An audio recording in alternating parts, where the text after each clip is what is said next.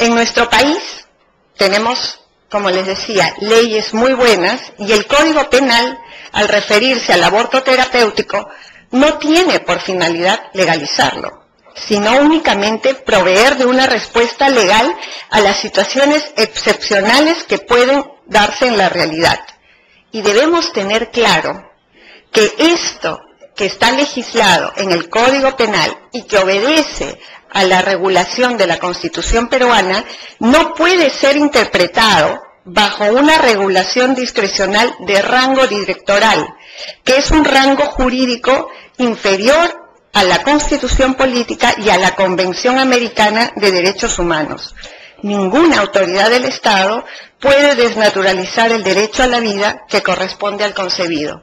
Y en esto también debo señalar que hace un mes, no es más, se presentó una directiva de la maternidad de Lima, del Instituto Perinatal, aduciendo que se permitía y estaban los médicos que podían aprobar hacer el aborto a las mujeres que asistían a la maternidad de Lima y que pedían que se les haga un aborto.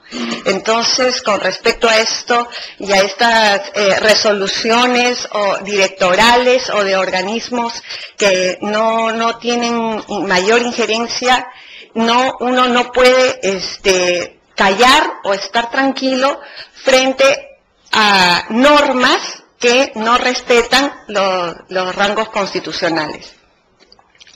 El siguiente concepto es maternidad y paternidad responsable.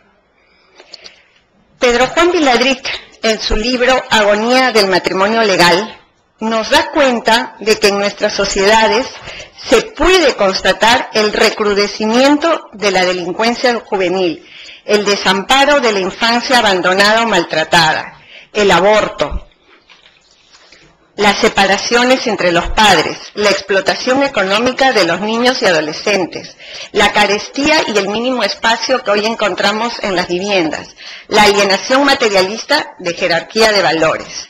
También encontramos, y lo podemos constatar en nuestro alrededor, el abandono de nuestros ancianos, que se está permitiendo la eutanasia y que podemos ver que estamos viviendo contrafamiliarmente. ¿Hasta qué punto? Hasta el punto en que los gobiernos tienen una legislación deprimente en materia familiar y hasta el punto en que somos nosotros los llamados a esforzarnos para que nuestras propias familias sean el hábitat natural donde cada irrepetible persona humana haya sido concebida, gestada, alumbrada, educada y acompañada en su crecer hasta la misma muerte con el trato de solidaridad y amor que exige su dignidad de ser persona.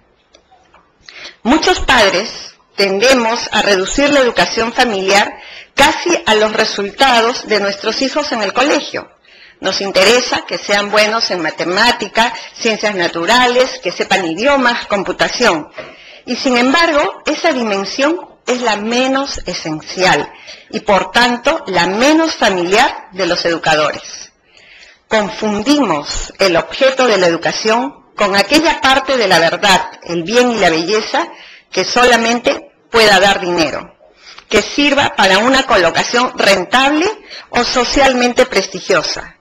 Y así, desde la cuna, los estamos educando para convertirse en sujetos de producción, en sujetos rentables, en números útiles. Sin embargo, no tenemos presente que para un hijo, sus padres le están educando desde la concepción hasta la muerte, que todo acto familiar educa o deforma. Educa un determinado modo de ser concebido en aquel amor que exige la dignidad del ser personal, que anuncia su palpitar en el vientre materno, y deforma esa misma concepción si está animalizada o egoístamente vivida, o incluso rechazada por los padres, y así hasta saber vivir en familia la muerte, que es otro esencial momento personal y en ese sentido es también un momento familiar. Los psicólogos y psiquiatras especializados en la infancia saben hasta qué punto la familia es la escuela para el amor, el matrimonio y la futura familia que fundarán los hijos. Además, es escuela muy difícilmente reemplazable cuando ha faltado o ha sido un cruel desastre. Pero también el proceso educativo afecta a los padres. Estos educan y al hacerlo también se educan a sí mismos. La interacción es recíproca. Es el hijo quien nos hace padres y son los padres quienes nos hacen hijos. De ahí que los padres hacen familia ya mucho antes de la concepción, en el simple momento de unirse en matrimonio, y nunca dejan de ser testimonio educante para sus hijos. Su función de enseñar, la más de las veces con el ejemplo vivido y no con el sermón teórico, a todo nuevo hijo a ser mejor persona dura toda la vida. Y esta educación de por vida le es debida al hijo. Nuestra Constitución hace referencia a algo más que el simple amparo de la maternidad y de la paternidad responsables.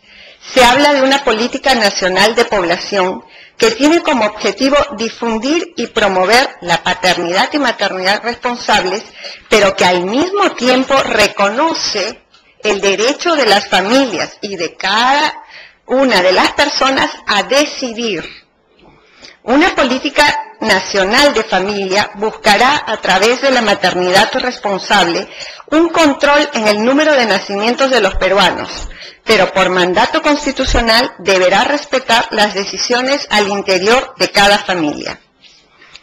La Ley de Política Nacional de Población, Decreto Legislativo 346 del 5 de julio de 1985, en su artículo primero señala: la presente ley tiene los siguientes objetivos. Primero, promover una equilibrada y armónica relación entre el crecimiento, estructura y distribución territorial de la población y el desarrollo económico y social, teniendo en cuenta que la economía está al servicio del hombre, no el hombre al servicio de la economía.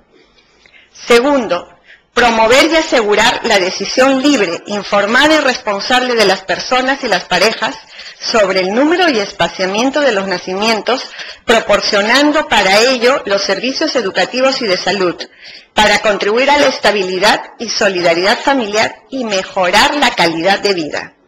Tercero, lograr una reducción significativa de la mortalidad, especialmente entre las madres y los niños, mejorando los niveles de salud y de vida de la población. Cuarto, lograr una mejor distribución de la población en el territorio en concordancia con el uso adecuado de los recursos, el desarrollo regional y la seguridad nacional. Un tercer punto es la pregunta que nos hacíamos: ¿por qué proteger a la familia? En su libro Políticas Familiares en un Mundo Globalizado, la profesora Ana María Vega Gutiérrez, que es además profesora de la Universidad de Derechos Humanos en la Universidad de Ginebra, nos plantea una pregunta que a mi entender me parece clave. ¿Por qué y hasta qué punto proteger a la familia? ¿Por qué buscar que fortalezcan a la familia?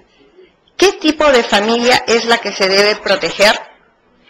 Instrumentos internacionales como la Declaración Universal de los Derechos Humanos de 1948, en su artículo 16, inciso 3, el Pacto Internacional de Derechos Económicos, Sociales y Culturales de 1966, en su artículo 10, el Pacto Internacional de Derechos Civiles y Políticos de 1966, en el inciso 1 de su artículo 23, la Convención Americana de Derechos Humanos de 1969, en su inciso 1 del artículo 17, y el protocolo adicional a la Convención Americana sobre Derechos Humanos en materia de derechos económicos, sociales y culturales, protocolo de San Salvador, en su inciso 1, artículo 15, coinciden en señalar que la familia es el elemento natural y fundamental de la sociedad y debe ser protegida por la sociedad y por el Estado.